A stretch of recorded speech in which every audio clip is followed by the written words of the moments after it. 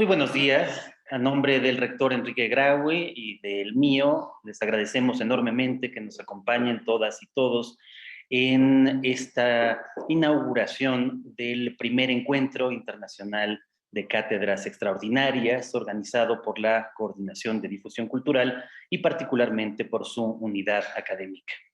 Muchas gracias a Gabriela Gil y a todo su equipo por este esfuerzo enorme que se suma además a las conmemoraciones de México 500. A partir del día de hoy tendremos la oportunidad de tener este encuentro de cátedras con un repertorio muy amplio de distintos temas y conversaciones centrales para nuestro devenir académico. Les deseo el mayor de los éxitos. Gracias a todas y a todos. Hola, muy buenos días a todas las personas que nos acompañan y nos siguen por los distintos canales de la Unidad Académica y de Cultura UNAM.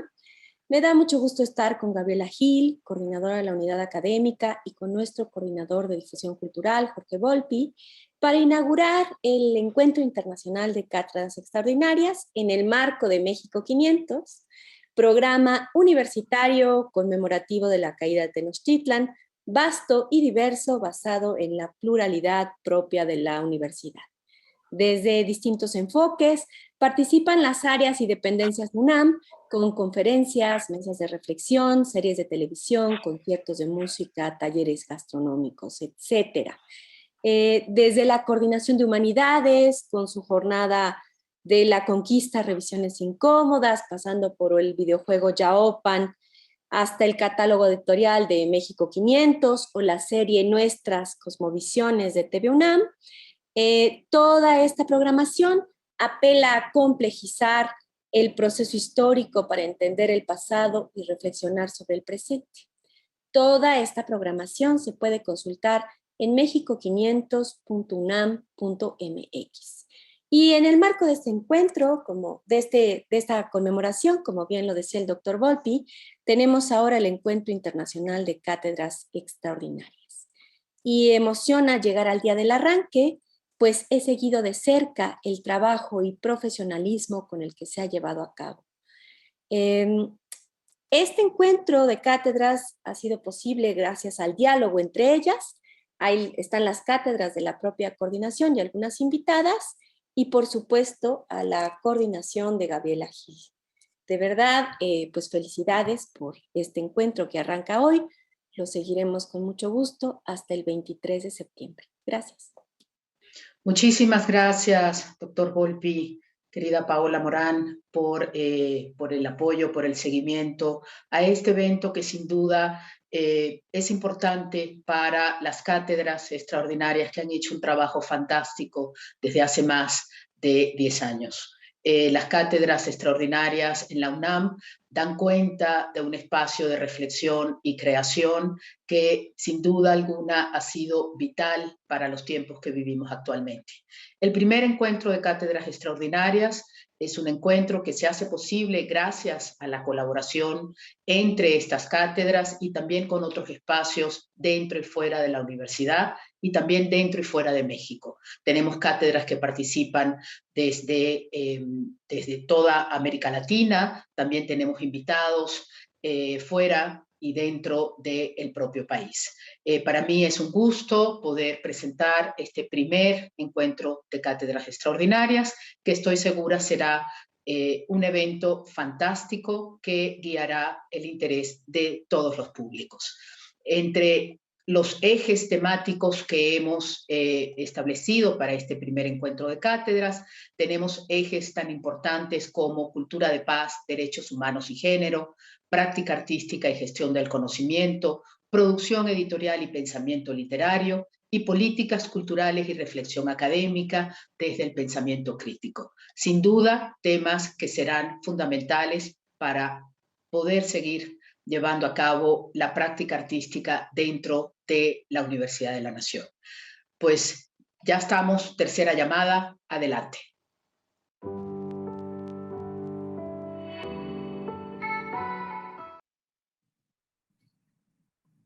Buenos días a todas, a todos. Soy Jacobo Dayan, coordinador de la Cátedra Nelson Mandela de Derechos Humanos en las Artes de la UNAM. Bueno, pues agradeciendo a la Coordinación de Difusión Cultural UNAM y a la Coordinación Académica de esta coordinación, damos inicio a este encuentro de 500 años, de la conmemoración de los 500 años, con una mesa dedicada a las resistencias. En estos 500 años, los diversos pueblos indígenas han mantenido la lucha por la vida y su identidad. En diversos momentos han conseguido articular una fuerza política y esfuerzos colectivos en esta lucha por sus derechos y territorios. Las distintas sociedades y gobiernos han pretendido descifrar esta lucha y pocas veces se escucha la palabra que proviene directamente de los pueblos originarios. En estos 500 años es prioritario escuchar las voces de esta articulación que hoy, de nuevo, levanta la voz. En esta primera mesa, que estará moderada por la escritora Gabriela Jáuregui, participará María de Jesús Patricio, mejor conocida como Marichuy, la vocera del Consejo Nacional Indígena, quien grabó su participación porque se encuentra en estos momentos en Europa, en esta gira que están realizando los pueblos originarios en el viejo continente, y contamos con la presencia también de Juan Villoro, el escritor Juan Villoro, que ha estado y dado seguimiento muy puntual a los movimientos indígenas organizados en nuestro país. Pues sin más, le doy la palabra a Gabriela para moderar esta primera mesa del encuentro 500 años dedicado en lo que refiere a la Cátedra Nelson Mandela, a los 500 años de resistencias. Buenas tardes, buenos días. Buenos días, Jacobo, y buenos días a todas las personas que nos escuchan allá afuera. Me honra muchísimo poder moderar esta mesa y estar en compañía haber estado en compañía de María de Jesús Patricio Martínez, Marichuy, y de platicar con Juan aquí sobre este tema tan crucial y sobre el tema de la escucha, sobre todo, como decías, Jacobo, de la escucha de las voces de los pueblos originarios en esta resistencia de 500 años ya.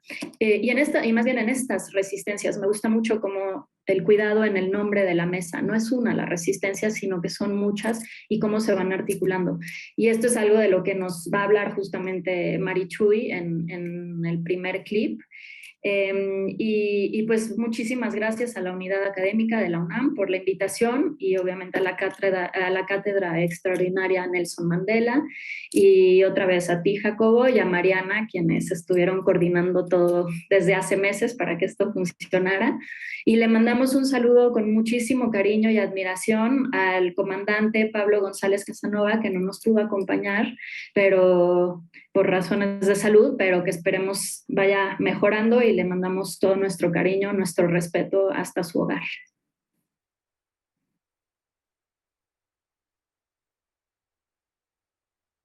Bienvenida, Marichuy. ¿Cómo estás? ¿Cómo va la gira? Muy bien. Muchas gracias por la invitación y pues aquí andamos con los compas. Sí, qué felicidad que te pudiste enlazar, y qué importante que estén por allá. Justamente, como hablando de los 500 años de resistencia y haciendo presente con el cuerpo esa resistencia en otros territorios y en otras latitudes. La primera pregunta que te quería hacer, Marichuy, para empezar esta conversación es partiendo un poco de esta idea de un gran escritor que se llamaba John Berger, que era muy compañero y muy afín y muy amigo justamente de los compas zapatistas, que decía que nunca más se puede volver a contar una historia como si fuera la única. Es decir, cuando hablamos de 500 años de resistencia, no hablamos solamente de una forma de resistencia o de una resistencia única, ¿no? Distintos pueblos han resistido de distintas formas a esto que sucedió hace 500 años en el territorio que ahora conocemos como México, y que se marca con la caída de Tenochtitlan. Entonces quería yo preguntarte y que nos contaras cómo ves tú, como mirando un poco hacia el pasado para empezar, estas distintas formas en las que se ha vivido la resistencia durante los digamos, en el pasado, durante los últimos 500 años, y cómo esta única historia, como que si se nombra solamente como una sola resistencia, también estamos volviendo a caer, digamos, en borrar la diversidad de las experiencias de los pueblos y cómo podemos empezar a nombrar que esa resistencia no es una sola, ¿no? Sino que son muchas que llevan resistiendo de distintas formas. Por ejemplo, no llegaron los españoles al mismo tiempo a todas las partes del territorio que ahora se conoce como México, ¿no? No todo pasó exactamente hace 500 años. Se marca como un parteaguas, pero no es una sola historia la que sucede ahí, sino muchas historias. Entonces quería preguntarte cómo ves tú esto y cómo empezar a nombrarlo también desde la diferencia y desde la diversidad.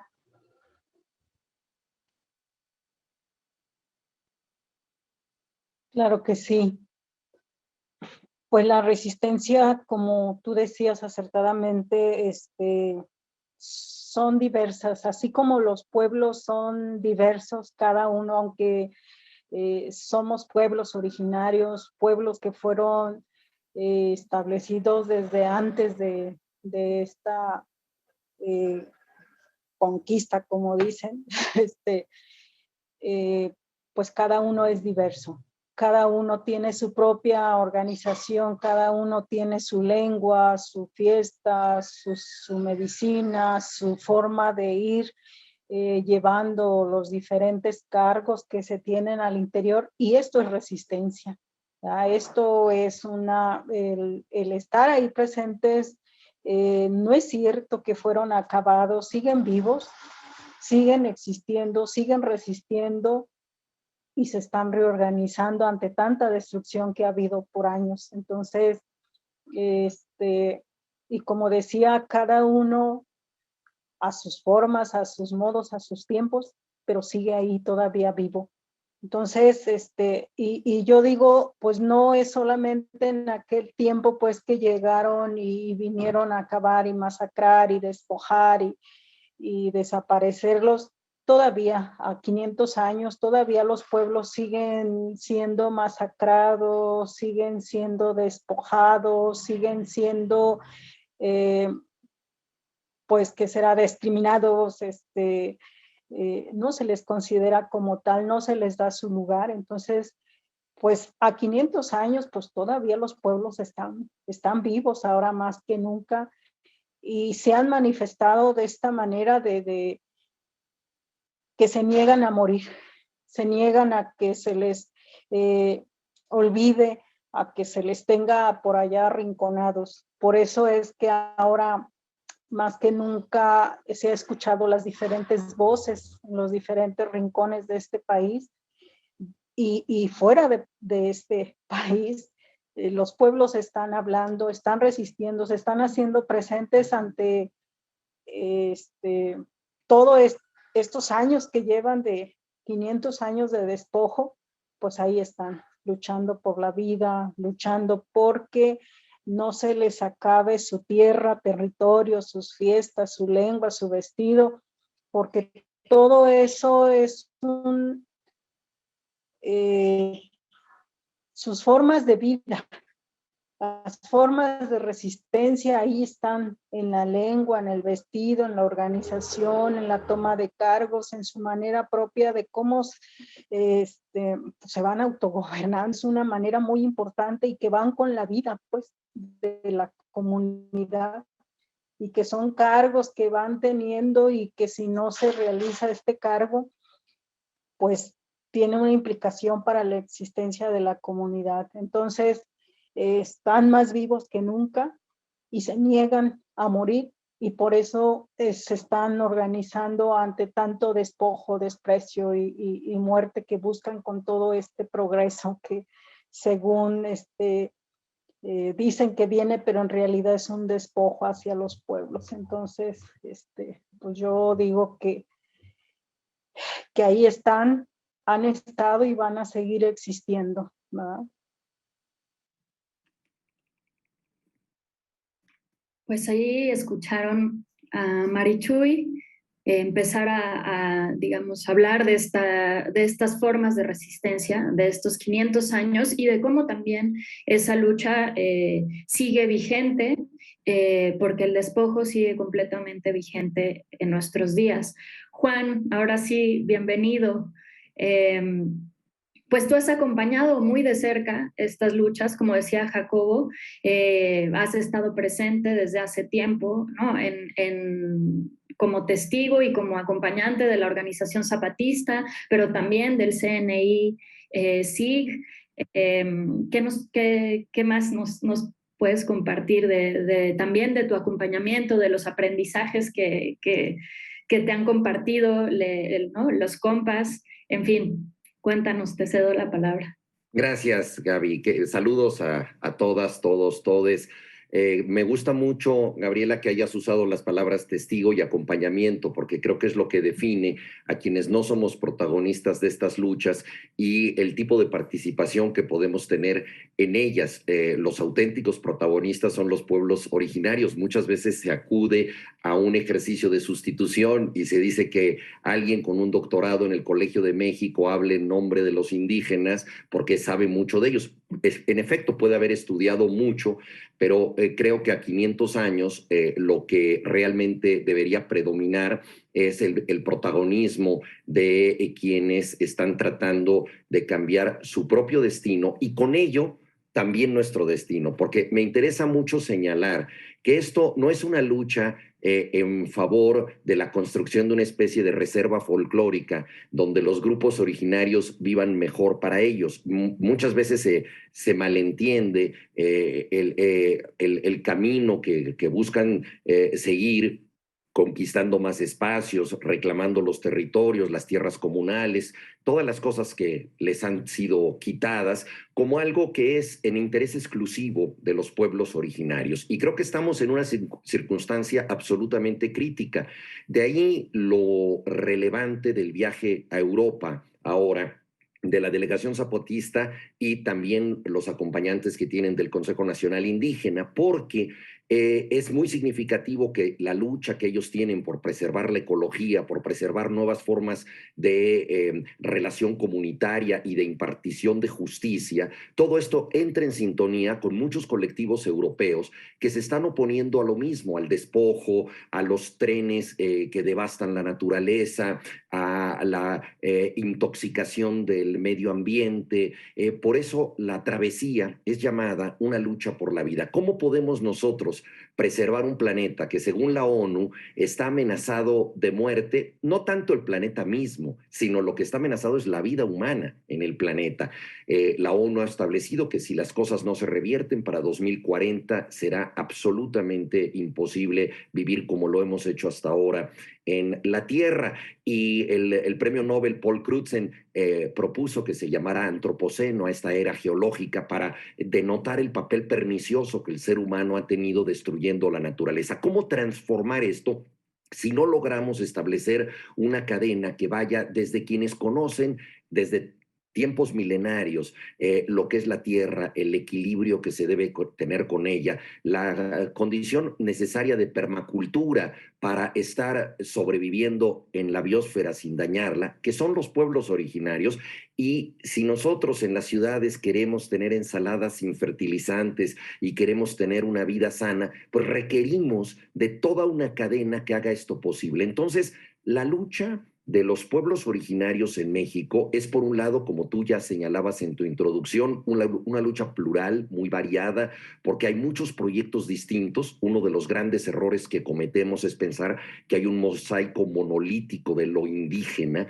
Hay proyectos complementarios y algunos incluso contradictorios, pero se trata de muchas propuestas diferentes para poder vivir de otra manera. Y todas esas nos atañen a nosotros. No estamos excluidos, al contrario, nuestra salvación como sociedad, como comunidad, depende de insertarnos en un proyecto común en donde desde abajo se puedan resolver cosas que hoy en día no están siendo atendidas. Estamos en un país donde la palabra central es despojo. Juan Rulfo hizo un hermoso cortometraje, el guión es de él y la fotografía de Rafael Corquidi está muy inspirada en la visión fotográfica que tenía Juan Rulfo y trata de lo que ha sido la historia de prácticamente todos los pueblos originarios, el tener una pequeña posesión que se pierde. Ese despojo esencial ha sido la historia de la conquista, pero ha sido la historia también del México independiente. Y me parece muy importante que tomemos en cuenta que este despojo incluye a las culturas y las lenguas, ¿no? Es el lingüicidio, como lo llama Yasnaya Aguilar Gil, que es la destrucción sistemática de las lenguas buscando tener una sola lengua común. Y ahí hay una paradoja muy grande. Cuando termina la colonia, el 70-75% de la gente en México habla al menos una lengua indígena. Hoy en día el 6.6% habla una lengua indígena. Esta destrucción del patrimonio cultural de los pueblos originarios ha sido responsabilidad del México independiente. Entonces, estamos pues ante una situación límite en donde los pueblos originarios han sido alejados no solo de sus tierras comunales, sino de su propia cultura, no hay el menor apoyo para sus lenguas, sus tradiciones, y sin embargo las lenguas han pervivido. Los textiles que fueron suprimidos, una de las primeras ordenanzas de la Nueva España es suprimir el brocado, porque eran mensajes culturales disidentes que no se debían ver y eran muy seductores.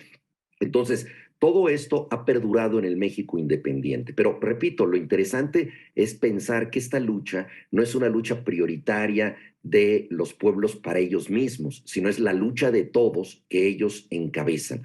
Y creo que ahí es algo muy significativo y es precisamente lo que Marichuy ha puesto sobre la mesa desde que hizo su larga caminata tratando de ser vocera de los pueblos indígenas con una participación en la boleta como candidata independiente. No se pudo lograr eso, pero logró algo más importante, que es la articulación de muchas comunidades que no se habían tocado. Ella misma lo dijo con unas palabras muy sencillas y muy profundas. Es como tener parientes lejanos que nunca has visto y que de pronto encuentras. Esos parientes lejanos ya se reunieron, esa articulación ya está siendo posible y es justamente una articulación en la diversidad, ¿no? Esto que tú mencionabas también, Gaby, aludiendo a John Berger, no es un pensamiento único de lo indígena, sino al revés, es una búsqueda de la inclusión, es una búsqueda de la pluralidad, y creo que debe ser entendida sin ningún paternalismo. No es para beneficio de ellos y nosotros desde una superioridad debemos apoyar eso, sino que al contrario, es un aprendizaje que debemos hacer nosotros desde abajo para salvarnos a nosotros mismos como sociedad entera. Totalmente, Juan. Y creo que para empezar, una de las cosas que me parece más inspiradora es justamente desde esa diferencia y desde el respeto y celebración absoluta de esas diferencias que se lleva a cabo esa organización, no a pesar de las diferencias, ¿no? Que muchas veces como que eso, pensamientos incluso de izquierda, etcétera, como que tratan de volver ciertas luchas más monolíticas y al contrario, ¿no? El CNI lo que nos ha también, entre muchas cosas que nos da como ejemplo, es cómo hacer esa organización desde y gracias a las diferencias. Y eso nos incluye a nosotros, ¿no? Personas urbanas, etcétera, desde nuestros lugares, en nuestras formas, ¿no? Y a nuestros tiempos, como bien dicen los compas, sumarnos a esa lucha por la vida, cada quien pues desde sus trincheras, pero lo que sí es muy claro es que los pueblos originarios juegan allí un papel crucial. Son 5% de la población del mundo, cuidan 22% del territorio y 80% de la biodiversidad. Es decir, escuchar y aprender de su lucha es justamente escuchar y aprender a cuidar la vida, porque como bien dice, si no, los humanos ya no vamos a existir, el planeta va a existir, pero nosotros ya no. Y pues sigamos con el siguiente corte que grabamos con Marichuy, escuchémosla. Y me gusta mucho que lo traigas al presente, ¿no? Porque de pronto se marca ese momento en el pasado como si como desde la mirada europea, digamos, desde la mirada colonizadora y desde la mirada, digamos, blanca, en la que entonces, a partir de ahí, ya no hay, como que se gesta algo nuevo, como si no hubiera una continuidad de cosas, de todo lo que acabas tú de nombrar, ¿no?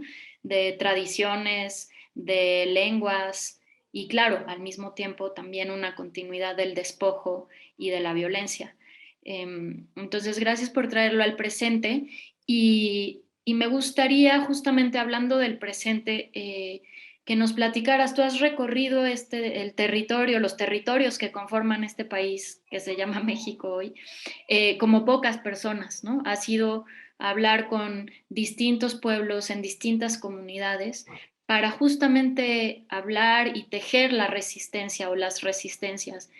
Y me pregunto si en ese recorrido tan grande que has hecho, encuentras tú si hay algo que unifica, así como hay muchas cosas diversas que suceden de distintas formas, si hay algo en la resistencia que unifica a todas estas comunidades y estos pueblos que llevan defendiéndose del despojo desde hace 500 años.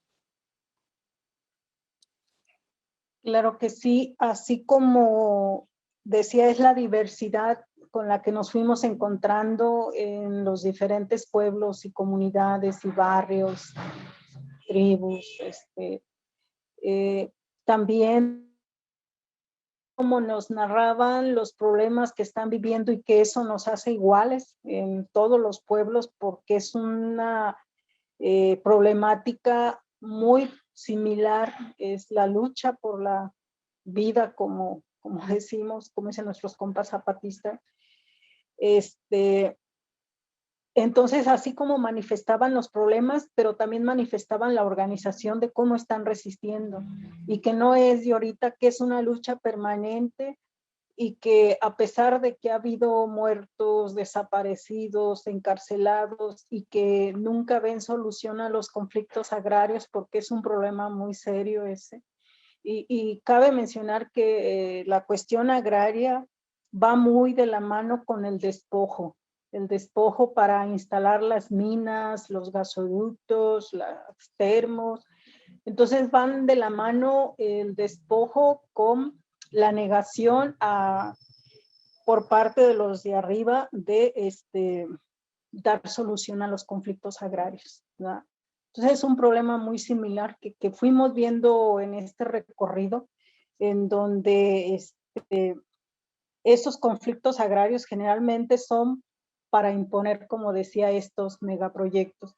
¿Y qué hace eso al interior? Por los conflictos entre comunidades, conflictos que se dan entre mismos hermanos y que eso hace posible la introducción de la policía, del ejército, para asegurar ese despojo. Entonces, a medida que íbamos caminando y que cada pueblo tiene su propia lucha de cómo se defiende ante toda esta forma de despojo, pues veíamos que había una similitud. Como hermanos están organizándose porque se niegan a perder ese territorio que es lo que da vida y ese territorio que es el que van a heredar a los que vienen atrás. Entonces, pero también va de la mano todas las formas de, pues como dijera, despojo, que es parte de todas las dádivas que da el de arriba y que de esa manera hay ese engaño, ¿verdad? Eso fue un común también que fuimos escuchando, de que pues les regalan cosas, les dan apoyos, pero estos vienen disfrazados de un despojo que se da a las comunidades. Entonces, pues ahí está nosotros, y digo nosotros porque fue el Consejo Indígena de Gobierno el que fue caminando, y bueno, yo como vocera, pero yo sentía que éramos un equipo, y que este equipo logramos recorrer varios pueblos indígenas, y en su mayoría sí están con problemas graves, sí están con problemas que les está costando la vida, está costando ese despojo del territorio, pero que también hay ánimo de seguir resistiendo, y no es una resistencia de que están parados y no dejar pasar, sino que es una resistencia donde se están reorganizando los pueblos, donde están volviendo a retomar su propia forma de gobierno, de medicina, de propia organización, porque es la única que puede mantener vivos a estos pueblos. Entonces fue algo que a nosotros pues nos fue motivando y diciendo que la importancia de mantener esa relación de las diferentes luchas y no dar esas luchas aisladas, sino una lucha conjunta como pueblos que somos y pueblos que resistimos y pueblos que queremos seguir existiendo. Entonces, pues eso fue lo que fuimos encontrando en este caminar, pues, ¿verdad? Sí, muchas gracias. Y bueno, ese es como, digamos, tu papel como vocera en ese recorrido, pero también te quería yo preguntar un poco, como en tu papel de alguien que es experta y que practica la medicina tradicional, como llevarlo a algo un poco más personal. Y pensaba yo si nos pudieras describir o contar un poco de cómo has visto tú, ¿no? En las personas que vienen a consulta contigo y en ti misma y durante ese recorrido, cómo se siente y qué impacto tiene ese despojo, pero también esa resistencia en el cuerpo, en los cuerpos de las personas. No solo, digamos, en la comunidad y en la lucha organizada, ¿no? O en la búsqueda de esa organización, sino en la digamos, esa es como la enfermedad o el síntoma social, digamos, sino en los cuerpos, ¿no? Si esta resistencia también implica, por ejemplo, algo diferenciado en el cuerpo de las mujeres, en el cuerpo de los hombres, quién está poniendo, pues ahora sí que su cuerpo en riesgo, quiénes han sido desaparecidos, quiénes se están enfermando porque están envenenados los ríos. No sé, pensaba si nos pudieras contar un poquito de cómo lo ves tú como alguien que practica la medicina tradicional también. Claro que sí, pues es algo, lo digo desde lo que yo siento, algo alarmante. Cada vez hay nuevas enfermedades más difíciles de curar, y todo va asociado a que se están contaminando nuestras aguas, se están contaminando nuestros bosques, hay más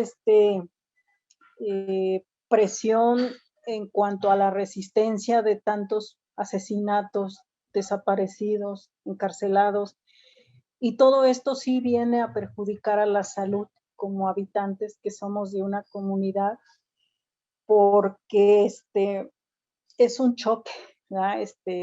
Esas impresiones, y que van repercutiendo en nuestra salud. Entonces, desde lo que yo conozco y sé que si hay esa armonía con lo que nos rodea, que si hay aguas limpias, bosques sanos, plantas que nos curan, alimentos que comemos que no tienen contaminantes, todo eso es bueno para la salud, ¿verdad? Antes, nuestros antepasados no ocupaban de medicinas, de farmacia. La tenían ahí a la mano, las plantas, los alimentos, era lo mismo, pues la medicina. Pero ante todo esto que va cambiando, que va modificando las formas de vida, por ejemplo, una mina que se pone en alguna comunidad, esta viene a contaminar las aguas que son consideradas que son para el uso, pues, de la comunidad. Al contaminarse estas aguas, pues bueno, va a contaminar a las personas, ¿verdad? Y entonces ya no va a servir porque entonces van a morir los peces, ya no sirve para consumo. Entonces, ¿qué va a hacer esta comunidad? Depender de lo de fuera. Conseguir agua, conseguir medicinas para curarse y conseguir, pues no sé, alimentos. ¿Y qué va a pasar esto? Pues va a venir a contaminar más a las personas, a los habitantes de esta comunidad, Y entonces todo eso se está modificando y está afectando a las personas en particular, porque es lo que está habiendo últimamente, bastantes enfermedades raras y crónicas y degenerativas, y pues sí está afectando también a las comunidades. Entonces no va la medicina aislada de una comunidad. Desde la medicina tradicional no se ve a la persona de manera aislada, sino que es algo integral, es algo que tiene que ver con lo que le rodea, con las plantas, el agua, la comida, la organización, la armonía que se viva en la comunidad. Entonces, cuando se altera todo esto, pues sí afecta a las comunidades, y por eso se dan las muertes raras que se tienen, por ejemplo, aquí en Jalisco, Chapala, que se están muriendo bastantes jovencitos de problemas renales, y es por el agua contaminada que se tiene ahí. Y así ese es un ejemplo de otras comunidades donde también se está afectando, ¿verdad? Y se está destruyendo ese territorio. Por eso esa lucha permanente por la vida, porque si no se lucha porque se respete ese entorno, esa agua, ese bosque, esa vida que se tiene en las comunidades, pues entonces estamos condenados a morir. Y entonces decía que ese es un ejemplo pues de lo que pasa en las diferentes comunidades donde existen estas minas, estos gasoductos, las termos, donde se está destruyendo y contaminando los bosques y las aguas, y se está lesionando la misma vida de las comunidades. Entonces, por eso decía que la importancia de que ahora los pueblos con más fuerza están diciendo que no están de acuerdo con esa destrucción de la vida, que no están de acuerdo con esta destrucción del territorio, de sus aguas, de sus bosques, porque para las comunidades eso es la vida, ¿verdad? No es tanto lo que viene de fuera que hay que comprar, no, la vida es eso, el cultivar, el curarse con las plantas que hay en su lugar, de donde están las comunidades, y la armonía que puede haber con todo esto. Entonces, eso es lo que decía, que la importancia de la lucha por la vida, porque tiene que ver con todos, al interior y al exterior, ¿verdad?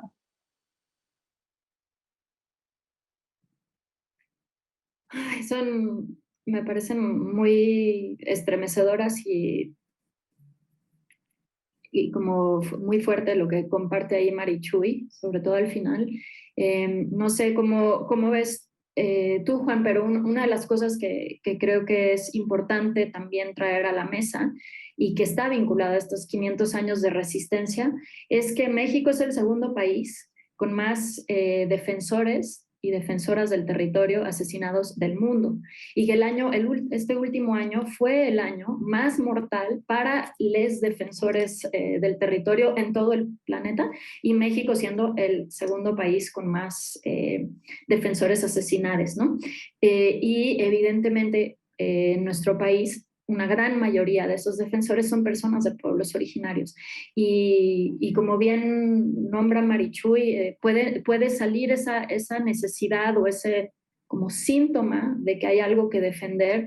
Puede empezar porque ves que los chamacos de tu comunidad eso tienen un problema renal, y de ahí entonces notas que hay un río contaminado, y de ahí te das cuenta, ¿no? O sea, como que todo se va tejiendo, como el despojo del territorio, la contaminación por parte de compañías enormes, ya sea de minería, pero también de negocios como de la agroindustria, y o por temas de ranchería, temas del narcotráfico, etcétera, y cómo todo eso afecta evidentemente lo más grande, ¿no? El territorio, pero afecta hasta lo más pequeño, ¿no? Los órganos de los cuerpos de los habitantes de ese territorio. Y cómo entonces el despojo va en capas y capas y capas. No sé,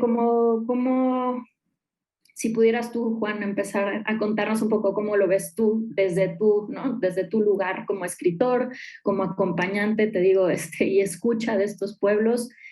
Compártenos un poquito, y también si nos quisieras compartir, a mí me gustaría mucho escuchar cómo fue que tú llegaste como a vincularte con estas luchas de resistencia y por qué sigues allí. Uh-huh.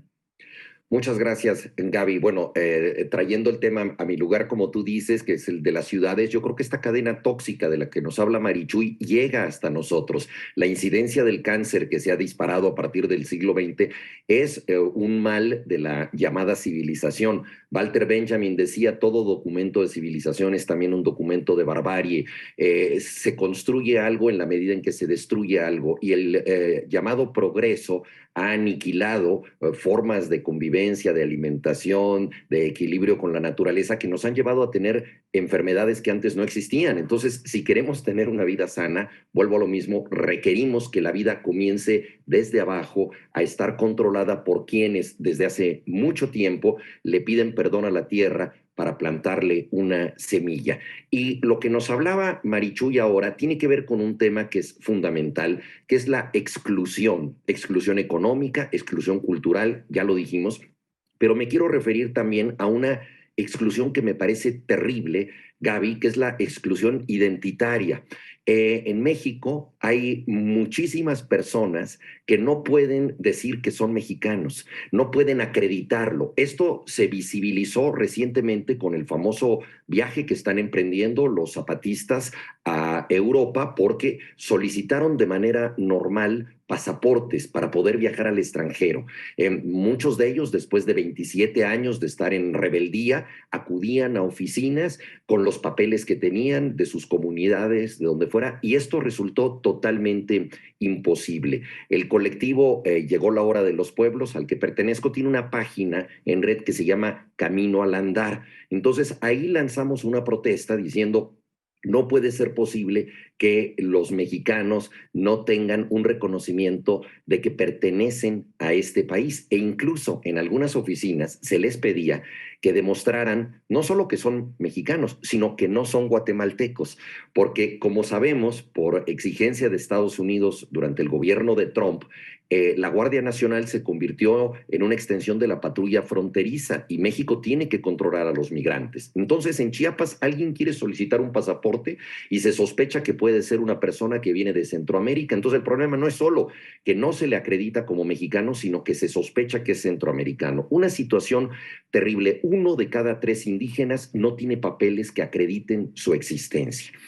En el campo, la mayoría de la gente, cuando nace un niño, pues no va de inmediato a un registro civil a inscribirlo, pues porque está a 3-4 horas en camión, eso requiere de dinero, hay que muchas veces quedarse a dormir en otra ciudad, etcétera. Entonces la gente se espera para solo en el momento en que sea absolutamente necesario registrar a una persona. Esto hace que la mayoría de los que tienen papeles, que no son todos, tienen papeles que se llaman extemporáneos. Por eso ahora los zapatistas se llaman orgullosamente extemporáneos, porque desde el punto de vista de la documentación que brinda la identidad, están fuera del tiempo.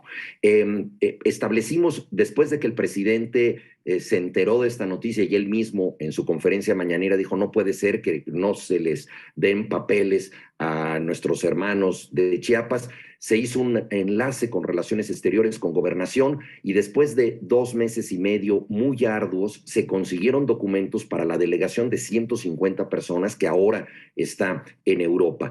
Pero esto fue una decisión política de emergencia, no es lo habitual, y lo que tendría que cambiar es que cualquier mexicano pueda demostrar que lo es. O sea, estamos en una situación donde la exclusión va al principio de identidad, que es el primero que debería tener el habitante de cualquier país. Y luego pasamos a otras circunstancias de exclusión terribles que tienen que ver con la violencia y que son muy recientes. O sea, mientras se discuten reparaciones simbólicas como la sustitución del monumento de Colón en Paseo de la Reforma o pedirle a España que pida perdón por la conquista, que se trata de juegos simbólicos, ¿no? Este teatro de los signos. Mientras tanto, en Chiapas se mata a la gente, y no solo en Chiapas, en otros lados, como ya nos decía Marichuy, pero voy a un ejemplo muy concreto.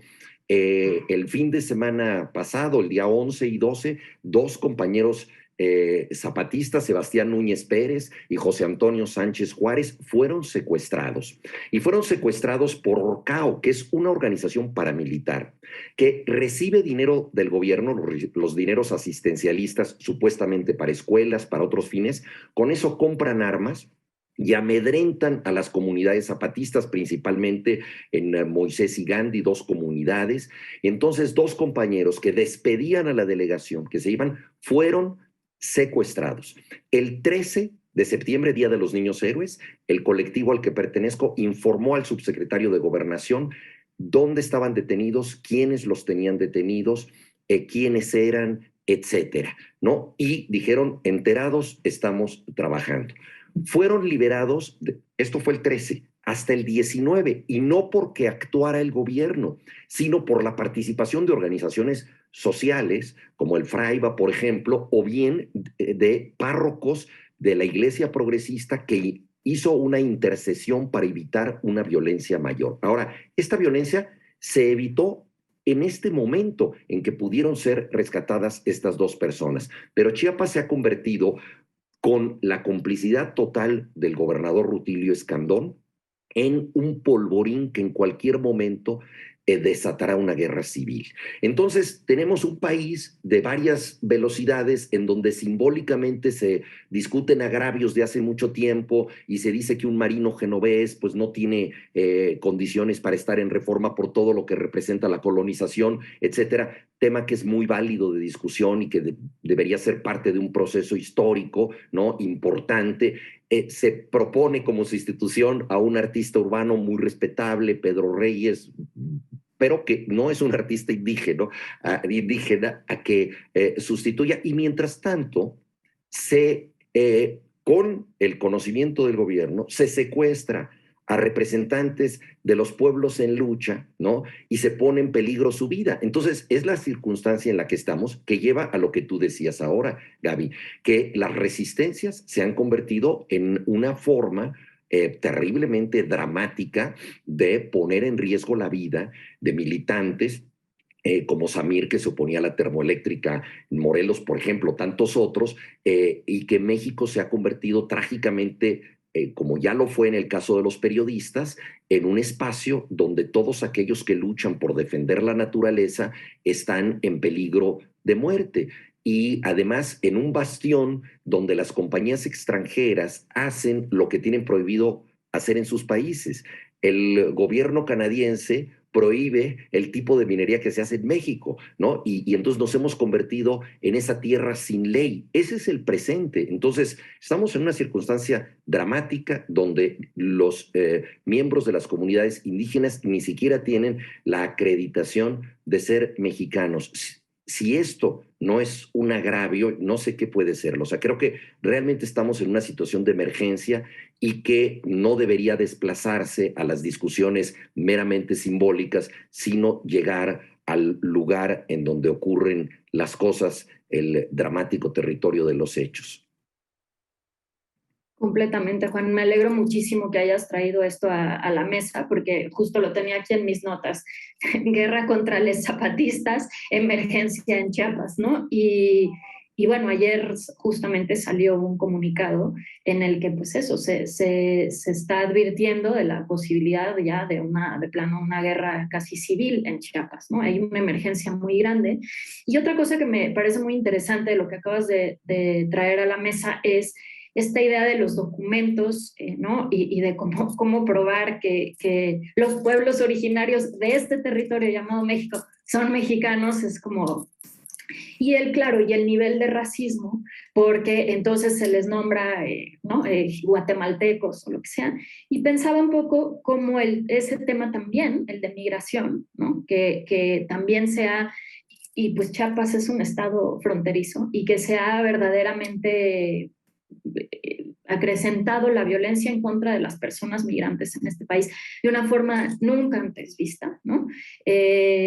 Pensaba, bueno, Marichuy hablaba de estas especies de ciclos de despojo que hacen que las personas, ella hablaba, claro, de personas en nuestro territorio, pero esos ciclos de violencia y de despojo ocurren en Guatemala, en Honduras, en El Salvador, en Haití, etcétera, y por eso, obviamente, vemos lo que sucede en la frontera sur. Pensaba, bueno, pues es que todo está como vinculado, ¿no? Esta idea de que viene una minera, destruye el territorio, destruye la autonomía alimenticia de las personas de ese territorio, es decir, ya no puedes comer de tu milpa, ya no puedes hacer nada porque tu agua está contaminada. Eso implica que hay gente que es desplazada, no son migrantes, es desplazamiento forzado, digamos, por el capitalismo. Se tienen que ir a ciudades o a otros países para poder comer y trabajar cuando antes tenían autonomía en sus propios territorios. Y entonces sucede toda esta especie como de cadena de despojo, violencia, marginación, racismo, y como que todo es como una pequeña uroboros que se muerde la cola, ¿no? Una especie, bueno... Hay una relación muy clara, Gaby, en esto que tú estás diciendo entre el despojo del territorio y el aumento de la violencia, el incremento del narcotráfico. Es decir, la pérdida de soberanía en el país, que es un hecho real, o sea, hay zonas enteras en donde el Estado es totalmente omiso. Es posible, entre otras cosas, porque como señalaste tú, la gente que antes estaba en esas regiones fue desplazada, tuvo que irse de manera forzada a los Estados Unidos a buscar trabajo. Pensemos, por ejemplo, en todas las zonas semidesérticas del país, ¿no? Que antes tenían grandes latifundios, en donde había una producción muy grande, pero controlada por pocas manos, y luego con un reparto agrario totalmente infructuoso. Juan Rulfo tiene un cuento maravilloso, Nos han dado la tierra, en donde se reparte ya un terregal de arena para la gente. Pues con ese terregal no puedes hacer nada, la gente se va. Y en la medida en que la gente es despojada, eso se convierte en un país vacío. Y ese país que se ha vaciado, que carece de soberanía, es el espacio perfecto para las pistas clandestinas de aterrizaje, para el trasiego de drogas, para todas estas cosas. Entonces, hay mucha conexión entre lo que es la parte física geográfica del narcotráfico y el despojo de las comunidades, que eran los antiguos habitantes y controladores de esos lugares, y también la pérdida de control que el propio Estado ha tenido de esos territorios. Entonces, todo está interconectado y desgraciadamente, a pesar de que lo sabemos, no hay una solución concreta, al menos por ahora. Pero creo que es muy importante señalar que dentro de todo este panorama tan crítico, los pueblos originarios no han dejado de trabajar en la esperanza. Y eso es algo que nosotros debemos aquilatar particularmente. Ahora hemos pasado por más de un año de pandemia y la espera se ha convertido en un ejercicio intelectual y moral muy importante para nosotros. Llevemos esto a 500 años de espera, o sea, llevemos esto a una espera real de estos pueblos que son profesionales de eso, pero quienes saben esperar también son profesionales de la esperanza. Es decir, la esperanza no es algo que tú recibes y tienes como algo que te llegó un dato dado. No, la esperanza es una construcción, es una gramática que vas conjugando poco a poco. Entonces, esta gramática de la esperanza que han ido conjugando los pueblos indígenas se funda en una capacidad de crear solidaridades en la espera, duren lo que duren y a través de las generaciones. Los zapatistas dicen, vamos despacio porque el camino es largo, pero no dejan de avanzar.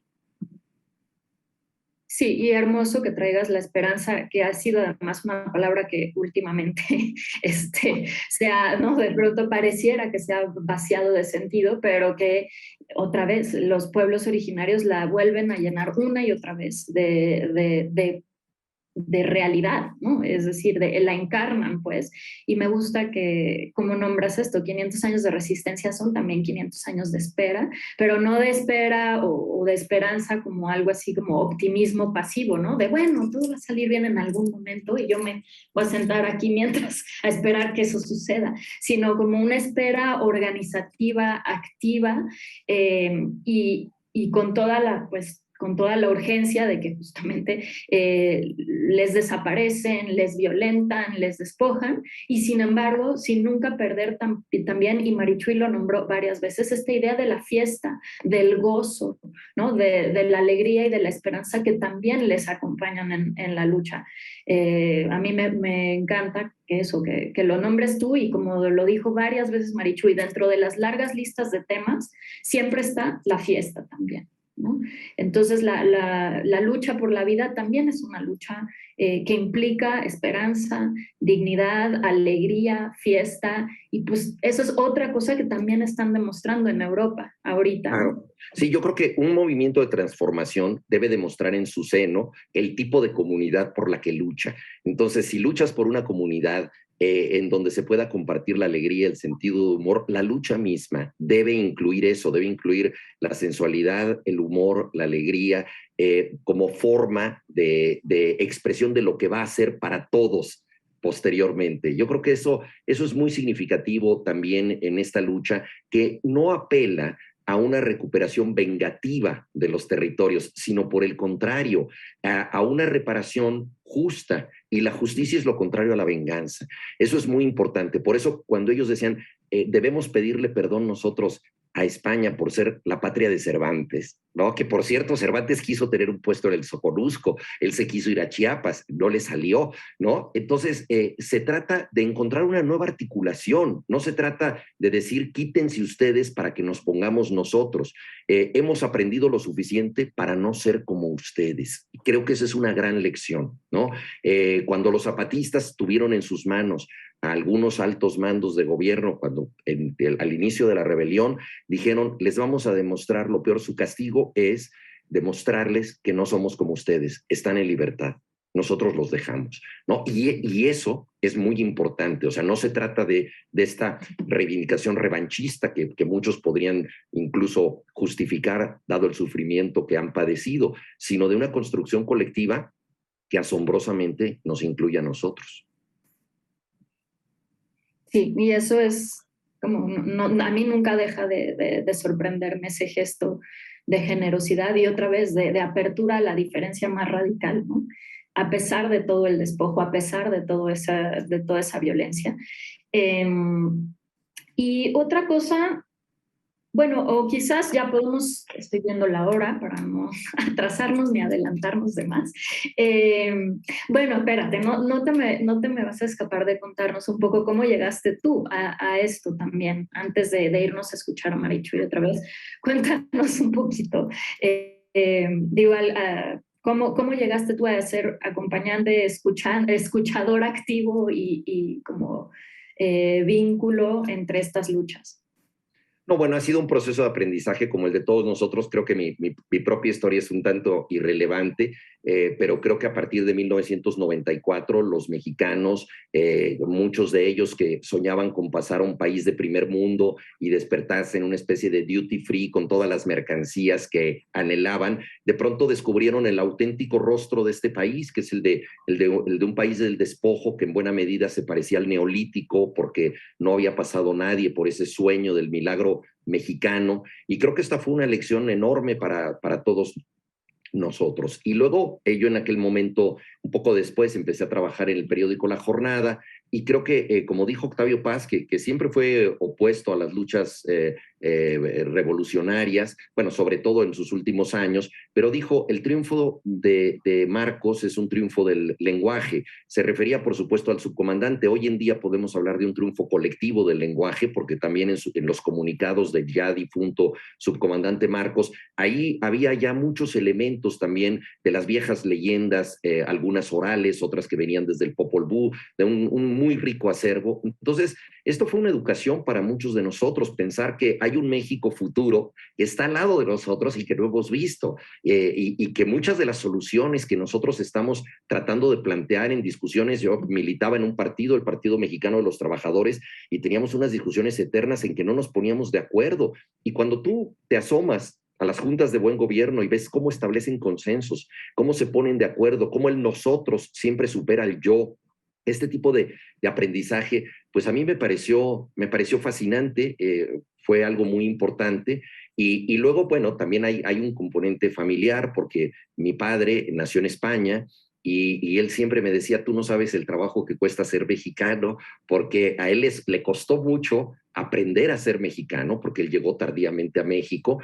Para mí, ser mexicano era un destino manifiesto, era una fatalidad, si se quiere, no había otro remedio, pero para él fue una construcción y él aprendió a ser mexicano buscando los grandes momentos del indigenismo en México, estudiando desde su primer libro a los primeros intérpretes de los indígenas, los misioneros, que fueron los antropólogos espontáneos del Nuevo Mundo. Entonces él, que había nacido en España, quiso, a través de las casas, a través de Sahagún, a través de tantos otros, Clavijero y demás, entender la riqueza de este país. Está bueno también decirlo en una cátedra de la universidad, porque él se dedicó en la universidad a este aprendizaje. Pero lo que él no sabía es que a partir del 1 de enero de 1994 iba a tener él la oportunidad de ser también como las casas, de acercarse a un movimiento, de reeducarse y de aprender en él. Entonces la vida le dio esta oportunidad de cierre, fue una transfiguración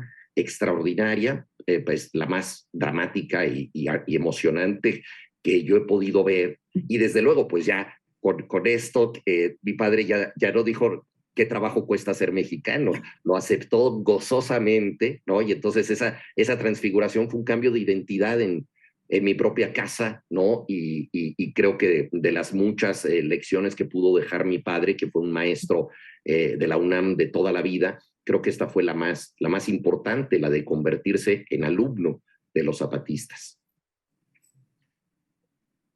Qué hermoso, Juan, gracias por compartirnos eso, que sí fue, pues bueno, ahí está también tu papá enterrado, ¿no?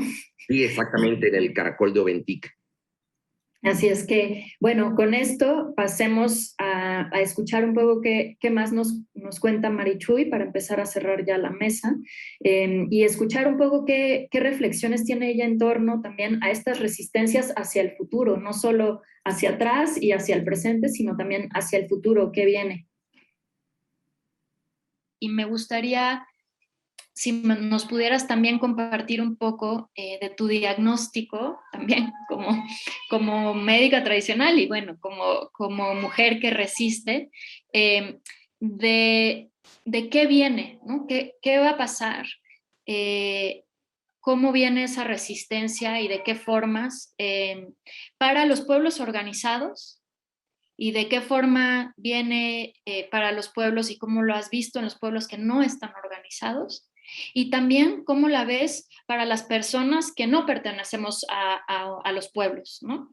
Entonces, como esas tres, digamos, vertientes y cómo las ves tú después de pues tanto caminar y platicar y estar allí y también de tratar a la gente, pues. Sí, pues yo veo que si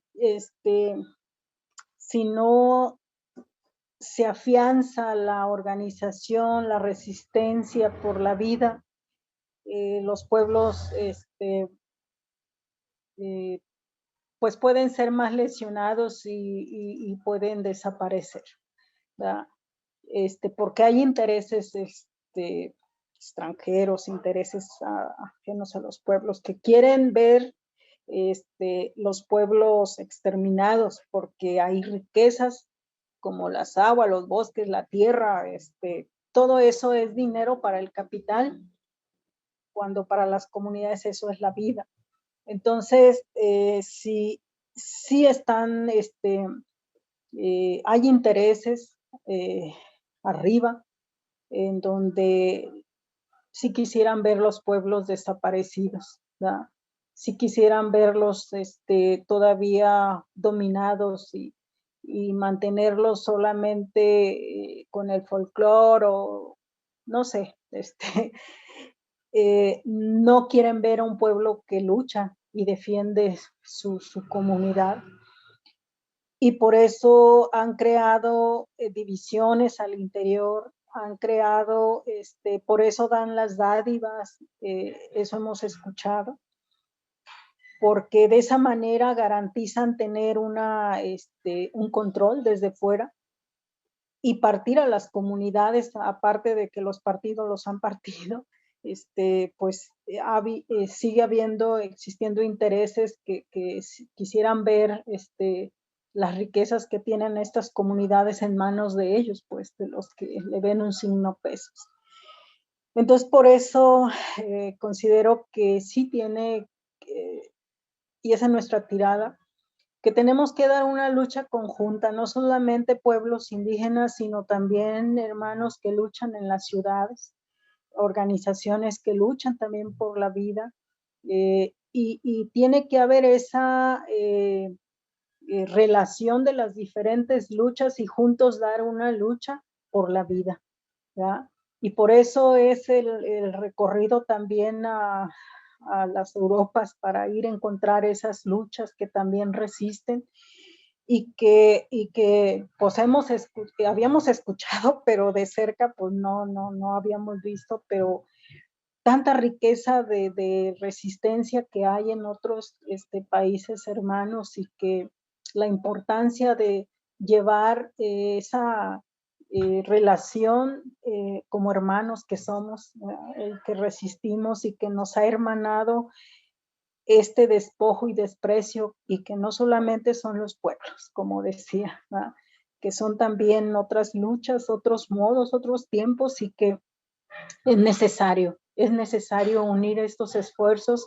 Si queremos realmente derrocar al capitalismo, pues tenemos que juntarnos y juntos y juntas, como mujeres, como hombres, como troas, pues ir dando esa lucha conjunta para luchar por la vida para los que vienen atrás, ¿no? Sí, muchas gracias. Y ahorita, bueno, te estaba yo pensando, evidentemente como integrante y como vocera del CNI-SIG, también como médica tradicional, pero ahorita escuchándote, te pienso un poco como tejedora de resistencias, ¿no? Te ha tocado estar así como escuchando y bordando estos hilos de desde distintos lugares, en distintas geografías, de resistencias que son y no son similares por momentos, y de distintas luchas. Y pues igual, para cerrar, me gustaría escucharte cómo has visto justo, cómo se ven esos 500 años de resistencia de nuestro territorio acá, desde Europa. ¿Cómo has escuchado? ¿Cómo nos miran? ¿Cómo se siente estos vínculos que justamente estás allí tejiendo? Pues, se ve la lucha, aunque son otras geografías, otros hermanos, pero yo veo que es la misma lucha que se lleva en México, y que es el mismo anhelo de un día ver realmente esa organización interna, y donde el pueblo es el que manda y el que está arriba es el que obedece. Toda esa forma de vida que se busca es única, ¿verdad? Y aunque sean en otras geografías, están esas resistencias, ¿verdad? Hay veces apagadas, hay veces presentes, pero así es, así lo vemos en México también. Los pueblos están ahí, hay veces no se escucha, pero cuando salen, pues ahí están, siguen estando. Y yo veo que por acá en estos lugares, pues también están hermanos resistiendo, se están organizando, anhelan otras formas de vida donde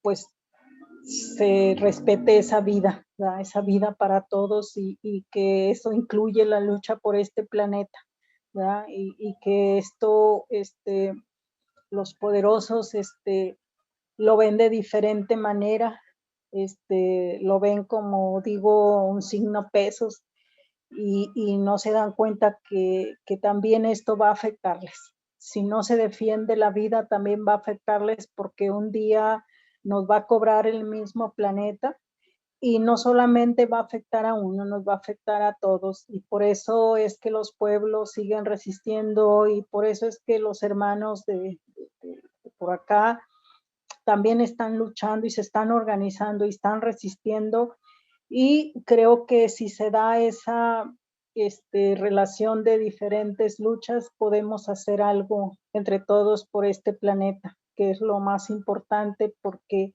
eso es la vida, ¿verdad?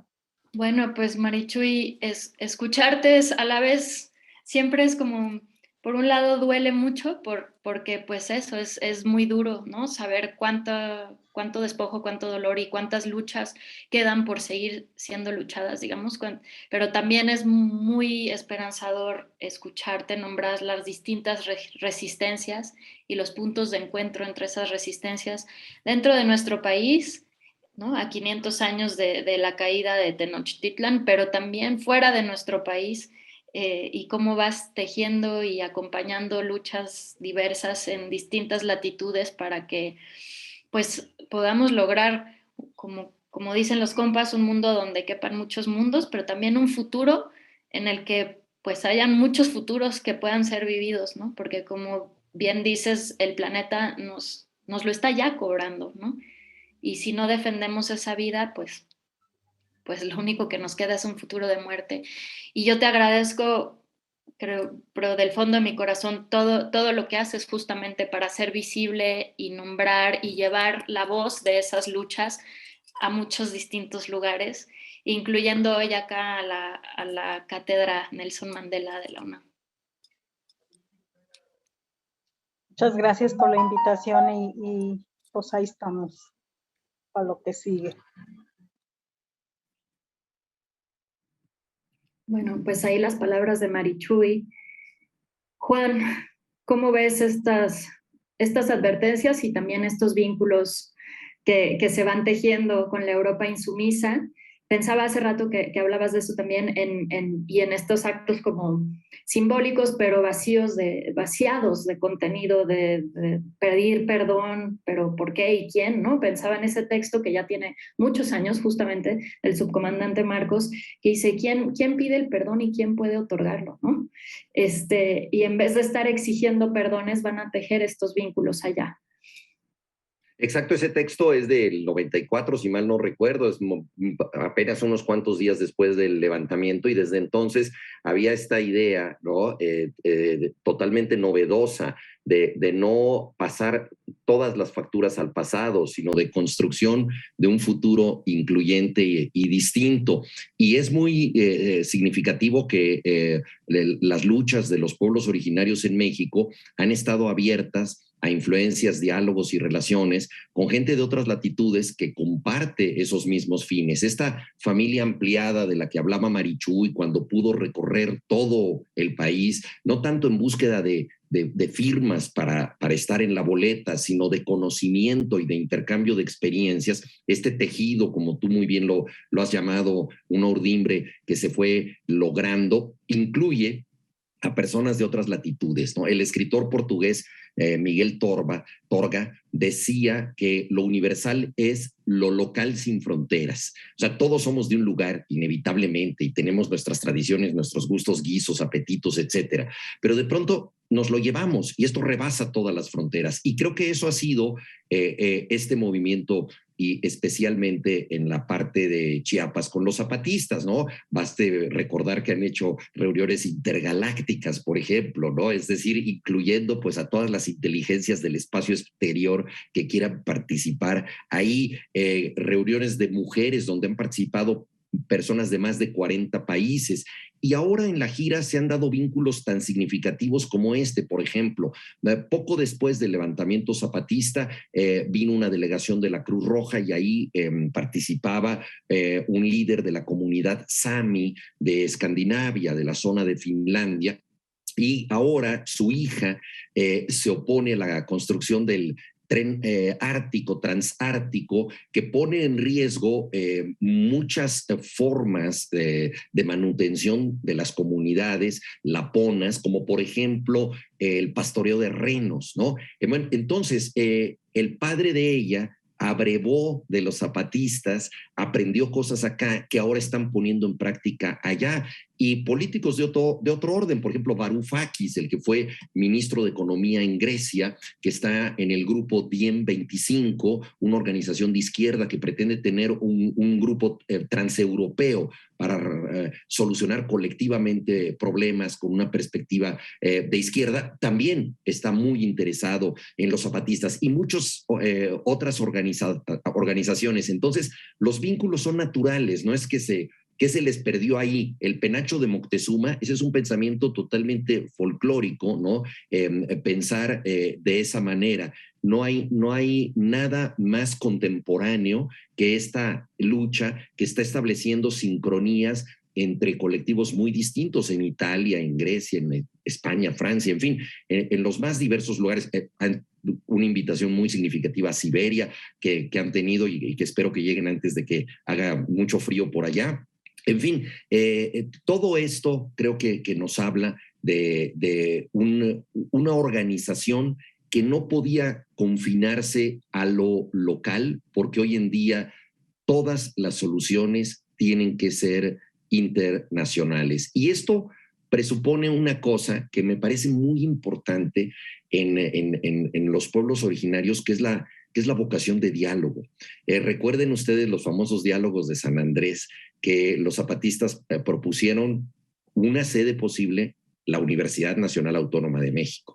Al gobierno le pareció que era conceder demasiado, que la máxima casa de estudios fuera sede de los zapatistas. Propusieron entonces la Catedral Metropolitana y finalmente se decantaron por un espacio que parecía muy inofensivo, una cancha de básquetbol en San Andrés Larrainzar. Pero la cancha de básquetbol es el ejemplo contemporáneo más obvio y parecido del famoso taste, la cancha del juego de pelota, el patio del mundo, donde se dirime la cosmogonía, el bien y el mal. Entonces ahí se establecieron esos diálogos y desde entonces esa vocación de diálogo no se ha interrumpido y el viaje a Europa la amplía. Y la cátedra pues, que lleva Jacobo Dayani, que amablemente nos invitó, tiene el nombre de Nelson Mandela, que fue un maestro del diálogo. Yo tuve oportunidad de hablar en una ocasión con Jerry Adams, que luchó en Irlanda de manera muy radical, en ocasiones repudiando el diálogo, y le pregunté cuál había sido su mayor enseñanza en la política y dijo, me la dio Nelson Mandela. Dice, tienes que hablar con todos y sobre todo con los que piensan distinto a ti, con tus enemigos. La construcción del diálogo es esencial. Por eso me parece que el nombre de la cátedra es perfecto y ampara justamente esta vocación de estar dialogando con quien se ha negado a hacerlo durante mucho tiempo. Yo fui testigo, fui asesor de los diálogos que se hicieron después para llegar a los acuerdos de San Andrés, y recordarán ustedes que el gobierno escuchaba supuestamente y no hablaba, no proponía nada, no dialogaba, y finalmente se lograron acuerdos que el Congreso no convirtió en ley, pero provenían de esta vocación de diálogo que se sostiene. Entonces, creo que es una lección también para nosotros, una lección de cómo lo que parece ser lo más local es también maravillosamente universal. Sí, una voluntad además y que además siempre la han hecho de forma extraordinaria, ¿no? Los compas, es decir, de tender puentes y también de utilizar la palabra y la comunicación escrita, los medios, ¿no? de comunicación en internet, las redes, etcétera, de formas completamente futuristas cuando empezaron. O sea, fueron pioneros del internet, pioneros de un montón de formas de comunicar y llevar sus mensajes a todas partes del mundo, y sostener relaciones, con los kurdos, como decías, con los sami, ¿no? Que ahora están, claro, como fortaleciendo de cuerpo presente, digamos. Y por otro lado, creo que también es una forma muy hábil de cuidarse y de protegerse, ¿no? Es decir, lo que decías, ahora que sucedió este secuestro de los dos compas, pues rápidamente se movilizaron las redes de apoyo por todas partes del mundo, ¿no? Se nombró esa indignación de aquí y en todas partes del mundo. Y ahorita, por ejemplo, pienso, volviendo a esta idea de cómo, digamos, defender la alegría, pero también tejer esa resistencia y entretejer esas resistencias. Tú citabas ahorita a Yasnaya Aguilar Gil y justamente ahorita acaban de sacar un artículo, ahorita mientras estábamos platicando, un artículo que la nombra como agresora a ella y al colectivo de mujeres de Ayutla, agresora de, ¿no? y como casi terrorista. Es decir, cómo también estos vínculos y este diálogo son urgentes y necesarios para poder respaldar, cobijar, apoyar y proteger a defensoras y defensores de pueblos originarios que son no solo no escuchados, ¿no? Y lo mismo sucedió desde el 94 y obviamente desde hace 500 años. No solo no son escuchados, ni hay ese diálogo, sino que además son criminalizados, ¿no? Por el Estado y por digamos, las formas. Tú hablabas del antropoceno, pero bueno, también los líderes del capitaloceno, ¿no? Es decir, todas estas transnacionales que están abocadas y como articuladas junto con los gobiernos de distintos países y en el caso de México junto con el narcotráfico para seguir perpetuando ese despojo, ¿no? Y pues sí, o sea, es como diálogos urgentes. Claro, lo de Yasnaya que comentas es terrible y también viene del despojo, porque el problema de fondo de Ayutla Mije, donde ella vive, es que les quitaron el agua. Ellos tenían acceso a un manantial y el pueblo vecino, que ha sido tomado por el crimen organizado, simple y sencillamente se quedó con el agua. Entonces ellos están protestando por lo más importante, que es el agua, y Yasnaya tuvo la oportunidad, invitada por Mardonio Carballo aquí a México, de hablar ante el Congreso, y habló del agua y dijo que en muchas lenguas indígenas la Ciudad de México, Tenochtitlan, es conocida como la ciudad del agua, justamente porque era una ciudad flotante. Y entonces, ¿y cómo es posible que hay gente que no tiene acceso al agua? Entonces, detrás de esta lucha siempre están los recursos, detrás de la persecución siempre está el quererse apoderar de los recursos naturales. Y uno de los más dramáticos es el agua. Los pueblos han sido expulsados de sus lugares originales, se han ido refugiando en distintos sitios, en una época en que no se le daba tanta preponderancia a los ríos, los manantiales, el agua, pero sabemos que las guerras futuras serán por el agua y hoy en día, pues, los indígenas que los corrieron de donde había minas de oro, después donde había petróleo, después donde se podía poner energía eólica, etcétera. Ahora el gran desafío es el tema del agua. Sí, y habrá que apoyar y proteger a quienes están cuidando el agua, porque pues eso, ¿no? Después de todo lo que nombra Marichu y de todo lo que hemos estado platicando, pues sí es como otro tema de acompañamiento urgente y de activación urgente por parte de todos, cada quien en sus lugares y a sus tiempos y en sus formas, pero sí es algo urgente. Y pues eso, ya estamos a un par de minutos de empezar a cerrar esta mesa. Juan, ¿tú cómo ves esta urgencia de organización y de escucha y de tejer vínculos a futuro? Mira, la escucha es un aprendizaje muy importante. El antropólogo Carlos Lenkersdorf se refería a los lacandones como el pueblo que escucha. Y es un aprendizaje cultural muy importante y ha sorprendido mucho a la gente que va de la Ciudad de México a ciertas actividades de los pueblos originarios, que hay un nosotros que predomina, ¿no? Incluso en actividades como el Festival de Cine, ahí coincidimos tú y yo, Gaby. Yo recuerdo varias gentes que decían, es que yo le pregunto a los compañeros de Chiapas, aquí a los colectivos zapatistas, ¿qué opinan de tal película, de tal director, de tal actriz? Y me dicen, lo vamos a discutir. Y ellos lo interpretaban como una especie de, incluso de posible censura, o sea, que nadie podía decir lo que pensaba. Y lo que pasa es que es otra manera de entender las cosas. Tú sabes lo que piensas, cuando dialogas con el otro. O sea, esa es la gran enseñanza de la conversación, que te revela no solo lo que piensa otra persona, sino lo que tú puedes pensar cuando lo expresas, cuando matizas, cuando cambias, cuando llegas a ese lugar de encuentro. Entonces, lo que ellos hacen es que ven una película y la discuten. Y después de que la discuten, se dan cuenta de qué es lo que piensan, porque claro, porque entre todos logran tener, y claro, ahí hay diferencias, por supuesto, del uno y del otro, pero necesitas el diálogo para entender, ¿no?